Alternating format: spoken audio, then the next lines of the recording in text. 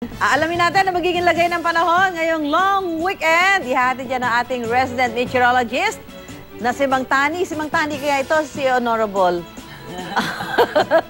Good morning, Mang Tani. I am ready. GMA Weather. Serbisyong totoo ng GMA News. Magandang umaga, Susan. Mang Tani, alam mo, talagang bagay na bagay ka magpapandesal ngayon. Magandang umaga, Susan. Mga kapuso, isang mapagpalayang araw po. At sa mga papasyal dyan sa Luneta, kasama ka lang, ay hindi, mamaya ka pa, Susan. Dyan po sa Maynila, sa pagdiriwang ng ating araw ng kalayaan ngayong Biyernes, magiging maalinsangan pa rin po ang panahon. At base sa datos ng The Weather Company, posibleng pumalo ng 40 hanggang 41 degrees Celsius yung ating init factor. Kaya ingat po kayo mga kapuso. Pero sa kabila ng malinsangang panahon, maghanda rin sa posibilidad ng thunderstorm. 40 hanggang 50% ang posibilidad. Umaga pa lang po yan, mga bandang alas 10 ng umaga hanggang mamayang alas 5 ng hapon. At sa mga kapuso naman nating pipiliin ang Kawit Cavite para doon sa riwayan ng magandang bahagi ng ating kasaysayan. Umaga pa lamang po, asahan na ang posibilidad ng umaga, mababa ang thunderstorm, pero pagdating ng hapon, tataas yan.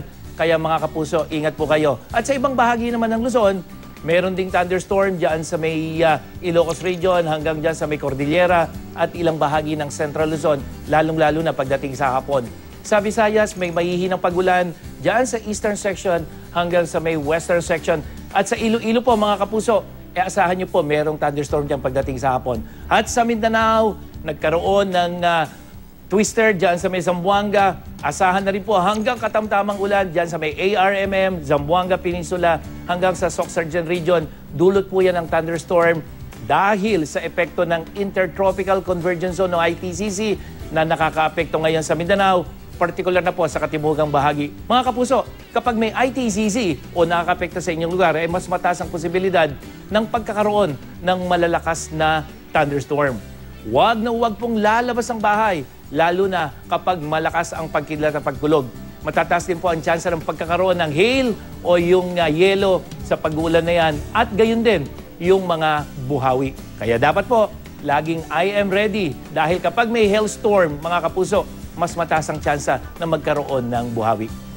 At yan ang latest mula sa GMA Weather. Ako po si Nathaniel Cruz. Magplano para sigurado. I am ready. Serbisyong totoo ng GMA News.